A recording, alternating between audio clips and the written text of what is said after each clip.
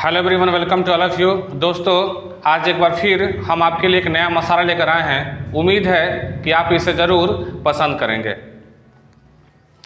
हाल ही में बिहार इंटरमीडिएट का result publish हुआ था, जारी हुआ था, और इस रिज़ल्ट को देखने के बाद बहुत सारे ऐसे स्टूडेंट थे जो एक विषय में या दो विषय में या उससे अधिक विषयों में जिनका कहे तो क्रश लग गया था, या जो पासिंग मार्क्स था उससे कम रह गया था। तो जो बोर्ड का जो गाइडलाइंस है कि जो स्टूडेंट एक विषय में या दो विषय में उसका पासिंग मार्क्स है उससे नंबर कम आया हुआ रहता है, तो वह स्टूडेंट कंपार्टमेंट का एग्ज़ाम देता है, और कंपार्टमेंट का एग्ज़ाम दे करके और पुनः इसी वर्ष अपना रिजल्ट पा लेता है और अगले क्लास में वो छात्र चला जाता है। यानी कि अगर आप एक स्टूडेंट हैं, इंटरमीडिएट का स्टूडेंट हैं, और आपका भी अगर एक या दो विषयों में क्रश लगा है, हालांकि हम नहीं चाहते हैं कि ऐसा हो, लेकिन अगर रियल केस में अगर ऐसा हो गया है तो यह वीडियो आपके लिए है। ध्यान से देखिए। अगर आप कंपार्टमेंट का फॉर्म भर चुके हैं, स्वाभाविक है कि 1, 2, 4, 10 जो भी स्टूडेंट हों कंपार्टमेंट का फॉर्म भरे हों, क्योंकि हो सकता है कि एक विषय में या दो विषय में क्रश लग गया हो, पासिंग मार्क्स से उनका नंबर जो है कम रह गया हो। तो फॉर्म तो भर चुके हैं, लेकिन उनके मन में एक सवाल चल रहा होगा कि फॉर्म तो भर दिए हैं, इसी साल एग्ज़ाम होगा, लेकिन कब से एग्ज़ाम होगा, कहाँ एग्ज़ाम होगा, कब तक इसका रिजल्ट आएगा, पहले वाले एग्ज़ाम से इस एग्ज़ाम में क्या होगा, क्या आसानी से एग्ज़ाम दे पाएंगे कि हमें एग्ज़ाम देने में मुश्किल होगा। इस तरह के कई सवाल मन में चल रहा होगा।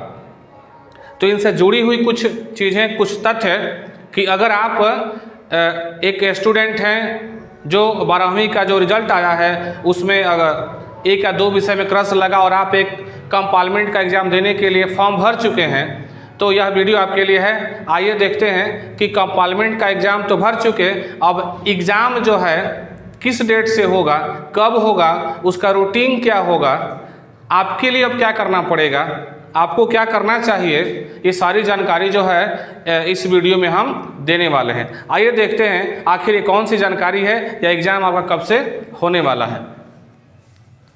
यहाँ लिखा हुआ है इंटर कंपार्टमेंटल सह विशेष परीक्षा 26 अप्रैल से होगी।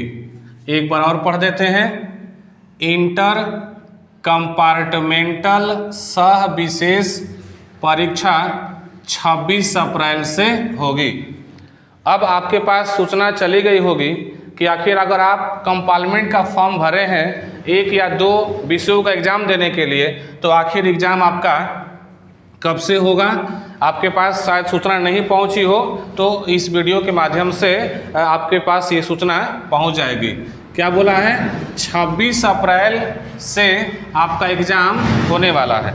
यानी कि जो कंपार्टमेंट का एग्ज़ाम होता है, हालांकि एक दो विषयों का ही होता है, लेकिन वो इसी सेशन में कंप्लीट हो जाता है, और जो छात्र पुनः कंपार्टमेंट का एग्ज़ाम दे करके रिजल्ट पा लेते हैं, तो वह जो पास किए हुए रहते हैं पहले से, उन्हीं के साथ फिर अगले सेशन में अगले जो क्लास है उसमें चले जाते हैं। यानी कि नामांकन भी पूर्व के छात्र के साथ हो पाता है। ठीक है। हाँ, रियल केस में ऐसा होता है, कोई ज़रूरी नहीं है कि अगर हम पढ़ाई कर रहे हैं, चाहे आप ही पढ़ाई कर रहे हैं, तो सारे एग्ज़ाम में जितने भी एग्ज़ाम हम लोग देते हैं, सभी एग्ज़ाम को एक साथ पास करते जाएंगे, ये संभव शायद नहीं होता। हाँ, कुछ ऐसे टैलेंटेड स्टूडेंट होंगे जो जितने भी एग्ज़ाम देते हैं सब में पास करते जाते हैं, तो हो सकता है कि उनके अंदर ऐसा टैलेंट हो, लेकिन वैसा टैलेंट सभी के अंदर नहीं होता है। हाँ, ऐसा भी होता है कि एग्ज़ाम दिए, एक दो विषय में क्रश लग गया, फिर दोबारा एग्ज़ाम देंगे, फिर तिबारा एग्ज़ाम देंगे, उससे क्या फ़र्क पड़ने वाला है। अगर कोई एग्ज़ाम में पाबंदी नहीं है कि आप एक ही बार दे सकते हैं, चाहे 2 ही बार दे सकते हैं, चाहे 3 बार ही दे सकते हैं, तो ज़्यादा उसमें सोचने समझने की आवश्यकता नहीं होती है। हाँ, भरपूर प्रयास करें। अभी ना ऐसा ना सोचें कि चलो 2 बार दे लेंगे, चाहे 3 बार दे लेंगे, चाहे 4 बार दे लेंगे, आखिर पास हो जाए, चारों बार में पास होंगे ना जी।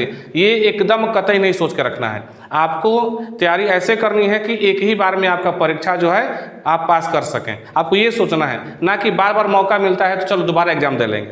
जैसे कुछ छात्र ऐसे भी होते हैं कि पढ़ाई में उनका मन नहीं लगता है, अच्छे से पढ़ाई नहीं करते हैं, क्या बोलते हैं, अरे चलिए इस बार नहीं तो अगली बार हम पास कर जाएंगे ना।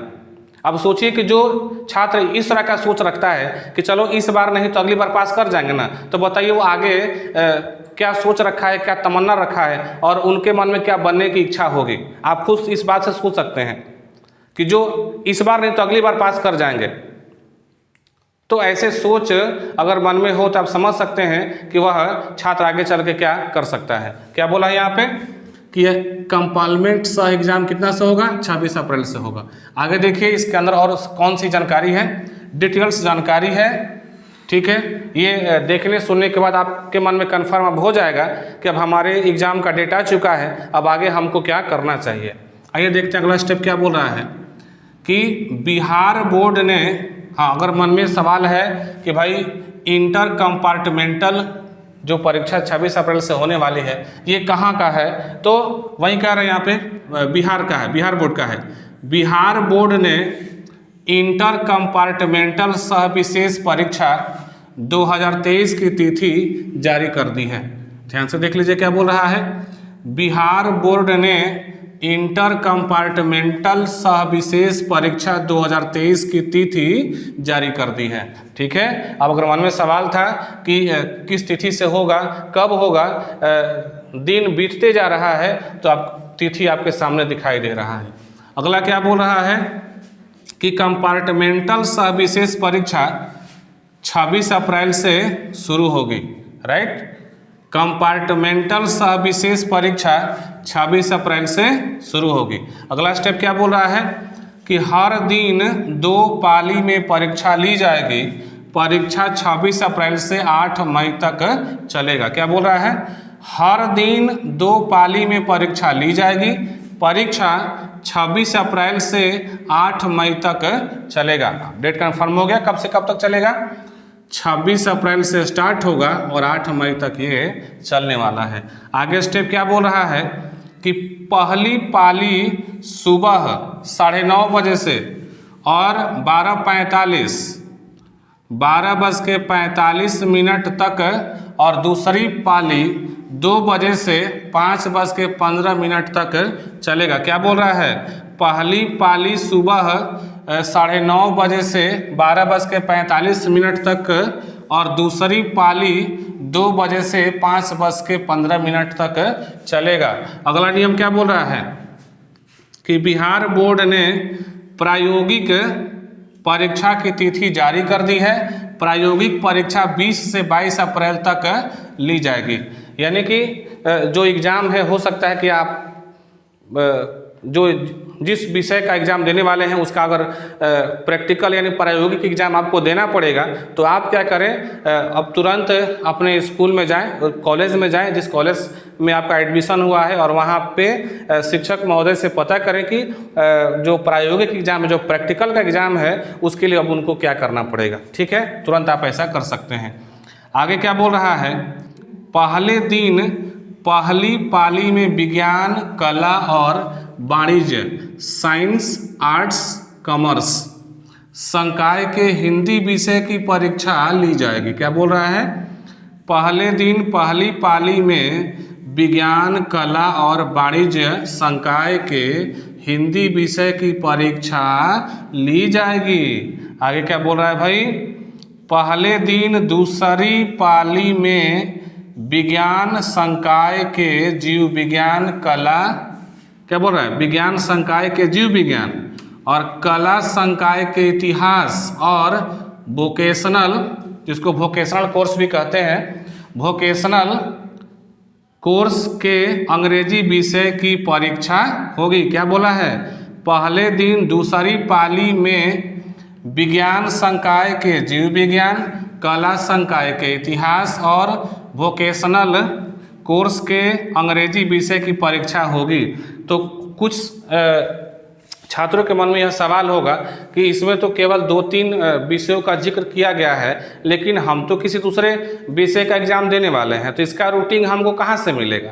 तो आप क्या करें, तुरंत आप अपने कॉलेज में जाएं और वहाँ से रूटीन प्राप्त करें कि आपका जो विषय है, जिस विषय का आप एग्ज़ाम देने वाले हैं, उस विषय का एग्ज़ाम किस तिथि को होगा। ठीक है, इसका टाइम टेबल आपको आपके कॉलेज से प्राप्त हो जाएगा। आप तुरंत कॉलेज से संपर्क करें और वहाँ से टाइम टेबल पाएँ, प्राप्त कर लें, ताकि आपको ये पता चल जाए कि आपके विषय का जो एग्ज़ाम है, परीक्षा है, वह किस तिथि को होगा। आगे क्या बोल रहा है,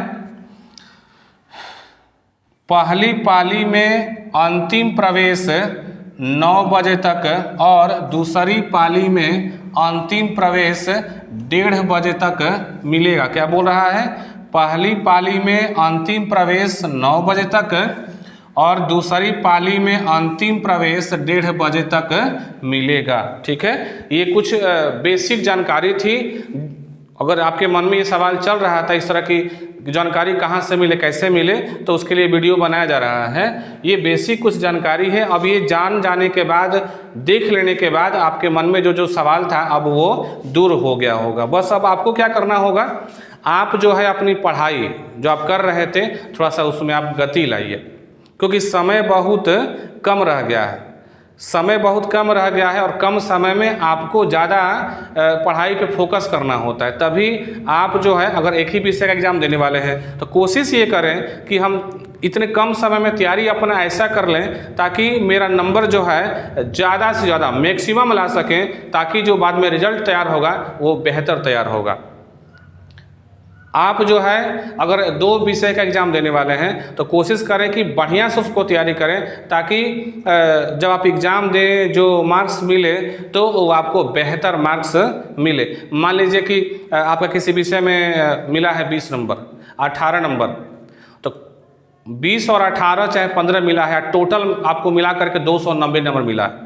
तो अगर आप कोशिश ये करें कि जो आप एग्ज़ाम देने वाले हैं, एक ही विषय का एग्ज़ाम देने वाले हैं, अगर उसमें आप 60, 65, 70, 55, 75 मैक्सिमम लाते हैं, तो आपका जो टोटल मार्क्स होगा उसमें भी परिवर्तन होगा, साथ में आपका डिवीज़न भी परिवर्तित हो जाएगा। ठीक है, तो ये सोच के नहीं चलना है कि चलिए कैसा हूँ 30-33 नंबर ला देंगे, 30 और 33 नंबर भी ला देंगे तो इस एग्ज़ाम को पास कर दें। खाली पास करने से नहीं होगा, आपको मैक्सिमम नंबर लाना होता है। ठीक है, केवल पास करने से कोई फ़ायदा है नहीं। एक तो मान लीजिए पहले ही हम टूट चुके हैं, किस प्रकार से कि जब मान लीजिए ओवरऑल जितने बच्चे हैं सबका रिजल्ट आता है, तो उसके साथ रिजल्ट अगर आता है तो उसकी खुशी एक अलग होती है, और उसके साथ अगर ये पता चलता है कि मेरा तो क्रश लग गया एक विषय में चाहे 2 विषय में, तो थोड़ा सा दुखी हम लोग होते हैं। तो ये सोच के नहीं घबराना है कि एक विषय में चाहे 2 विषय में क्रश लग गया वो पास कर गया, ऐसा नहीं सोचना है। ठीक है, उन्होंने अच्छा काम किया, उन्होंने अच्छा पढ़ाई किया, अच्छा मेहनत किया, उनको अच्छा रिजल्ट मिला। हम मेहनत कम किए, शायद हो सकता है कहीं चूक कर गए हों, तो इसलिए हम 1 या 2 विषयों में हम फंस गए हों। तो ये नहीं सोचना है, दूसरे को नहीं देखना है। आप अगर एक विषय में फंसे हैं, 2 विषय में फंसे हैं, कोई बात नहीं है। आप बढ़िया से पढ़ाई करिए, ज़्यादा से ज़्यादा मार्क्स लाइए, ताकि आपका रिजल्ट जो है बेहतर बन पाए।